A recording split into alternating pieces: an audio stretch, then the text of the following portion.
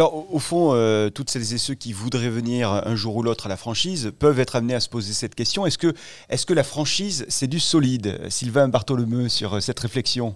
Ça dépend. Ouais. Un réseau, il peut être extrêmement solide et très agile. Ouais. Et c'est ça la force, c'est ce que disait François-Luc tout à l'heure, cette notion d'agilité, en fait, d'être capable de rebondir, d'adapter le modèle. Quand vous avez un réseau avec une centaine de franchisés, vous avez une centaine d'entrepreneurs avec vous.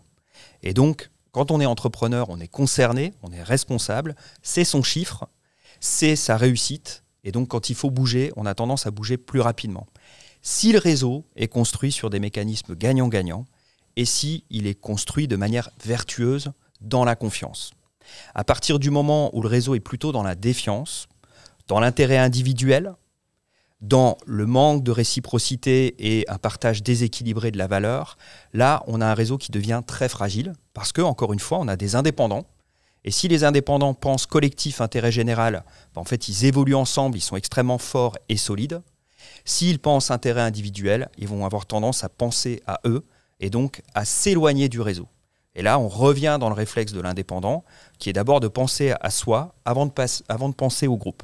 Donc la solidité, elle dépend surtout de ça, c'est-à-dire de la confiance, de l'intérêt mutuel à vivre une aventure ensemble. Et là, ça amène deux considérations importantes sur la solidité d'un réseau, le savoir-faire fort, ce qu'on appelle notamment la boîte noire dans le jargon, et aussi le leadership du franchiseur. Si vous avez un capitaine fort dans un bateau, et que vous êtes certain que le bateau est extrêmement solide, c'est le savoir-faire, là, vous resterez dessus et vous travaillerez ensemble. Si vous avez des doutes sur la solidité du bateau et des doutes sur le capitaine, vous savez ce qui se passe. Vous avez plutôt tendance à prendre le canot de sauvetage.